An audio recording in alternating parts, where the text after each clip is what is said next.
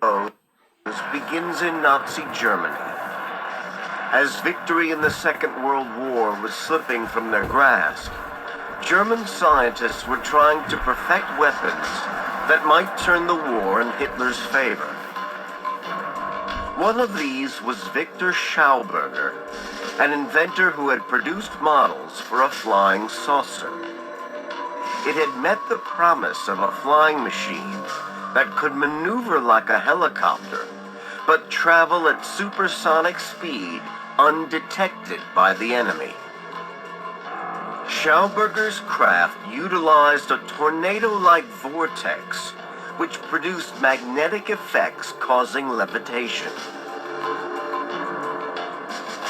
Victor was recognized by the German government, actually met with Hitler, and later was inducted into the SS and put to work further developing this flying saucer concept. He worked alongside a group of brilliant German engineers, including Rudolf Schriever, Andreas Epp, and Dr. Richard Miete. All produced highly advanced designs. The Germans actually had three separate developmental areas for flying saucers. One at Peenemünde, one at Breslau, and the other at Prague. At all these three facilities, flying saucers flew. The Germans had, in fact, gone far enough into development and testing that aircraft were in the air. And one company, Messerschmitt, had flown a complete saucer-shaped aircraft. These pictures of the early prototypes resemble photographs of UFOs that would emerge in the coming decades. But this was not the world of science fiction. These were highly advanced UFOs. For the German military, this lethal weaponry was being developed to win the war. The battle for air supremacy in World War II dominated the military struggle in Europe. By 1944, the tide was about to turn against Germany and Hitler's Third Reich. And then on June 13th, a week after the Allied D-Day landings, Hitler unleashed his deadly secret weapons.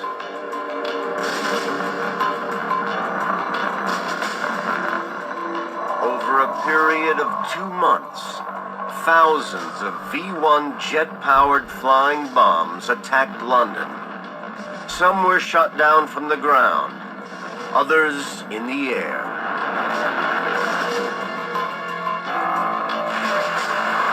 This deadly development in warfare technology was to start a whole new era of military aviation history. The use of flying saucer technology to produce even more efficient killing machines was to be the culmination of this research. During the Nazi period, we had a flowering of new thought, of scientific thought, of technological development. These scientists were freed up to do a lot of work. They developed science in every field that is relevant in our lives today. And as a matter of fact, we're still living off that carcass. But there was nothing new about the basic principles of rocket science. Since the 1920s and 30s, there had been an explosion of innocent enthusiasts experimenting with rocket propulsion across Europe and America. But what the Nazis were doing was anything but innocent.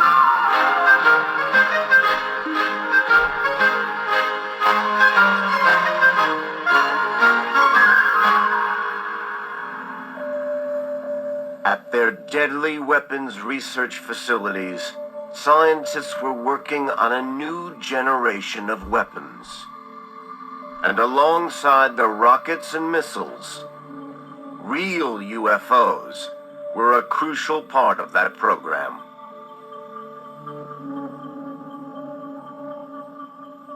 One of the incredible things that happened during the Second World War was the amount of technology that German scientists were turning out that was devoted to a war effort.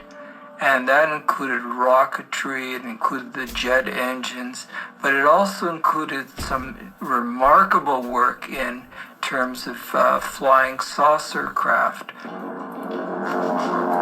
But time was running out for Hitler and his scientists. On all fronts, the Allies were breaking through. The Germans were in retreat.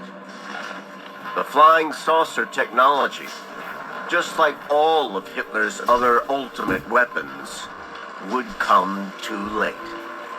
Even right to the very end of the war, it seems they really believed that these super weapons, these super delivery systems, were going to be able to at least stall the Allies and they were going to be able to arrive at some sort of political settlement of the war.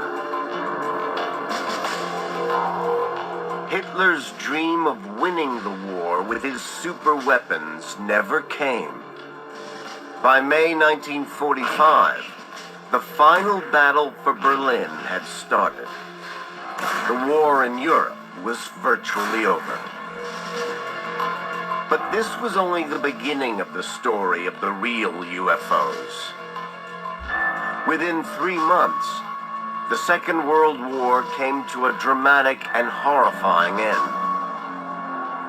At 8:15 in the morning of August 6, 1945, the Enola Gay, a B-29 American bomber, dropped the first atomic bomb on Hiroshima.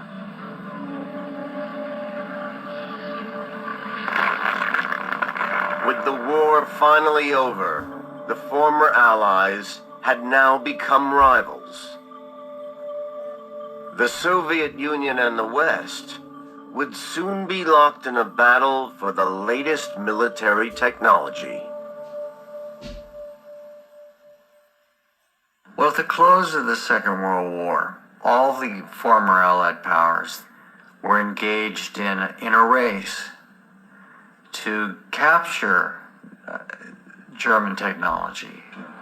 Americans captured a complex for the manufacturing of B-2s and the plans for many other missiles, but Russians captured the latest models of jet aircraft from the Germans and a good amount of rocket scientists. But the key question was who was going to capture the real UFO scientists.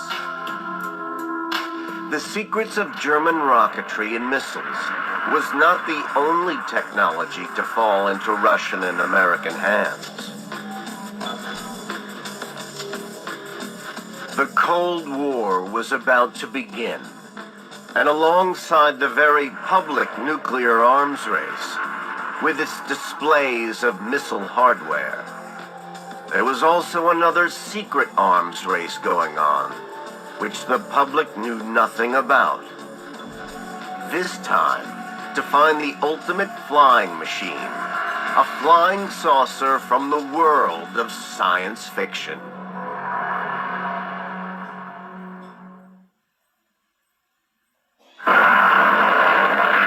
During the Second World War, there was a major technological revolution in jet propulsion, atomic physics, and real UFOs, flying saucer technology.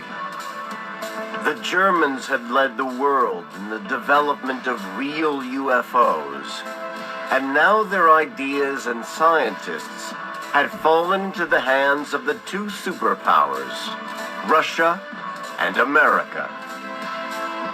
German UFO flying saucer engineers Victor Schauberger, Rudolf Schriever, and a Dr. Mita were secretly working for the Americans,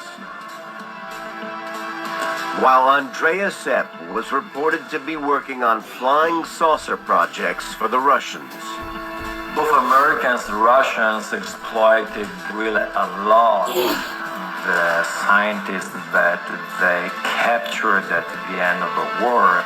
They used this technology and these guys to develop their science during the Cold War. By the end of the Second World War, the former Allies had become rivals, and the Cold War arms race had begun. The focus of the American efforts went on developing rocket and missile weapon systems.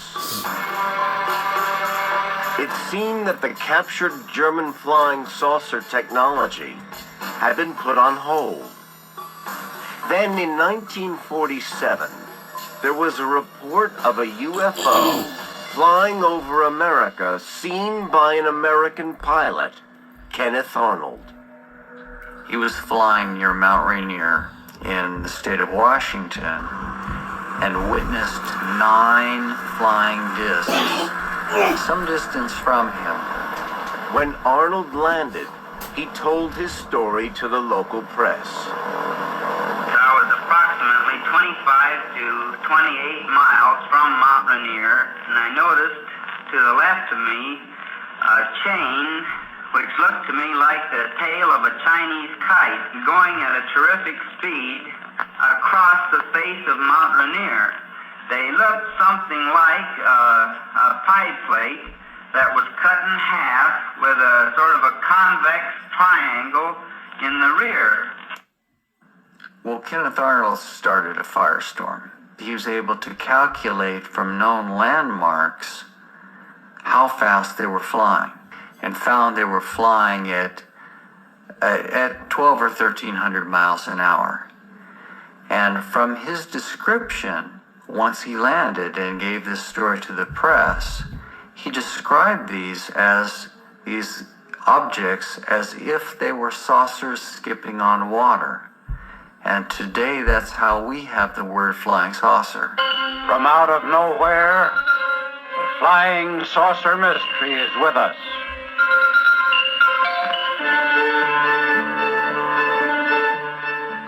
What is the flying saucer? What do people see and sometimes photograph? What's behind the daily reports of aerial phenomena in the nation's press? U.S. television and radio began reporting eyewitness accounts of members of the public who claimed they had seen UFOs in the skies over America. I glanced up and there were 3 flying saucers in a V. Approximately a half a mile away from me at an altitude of 350 feet. Is this what Weisberger saw? America was gripped with UFO sightings and flying saucer fever. The military was eager to deny it was anything to do with them, and went on television to reassure the American public. We can say that the recent sightings are in no way connected with any secret development by any agency of the United States.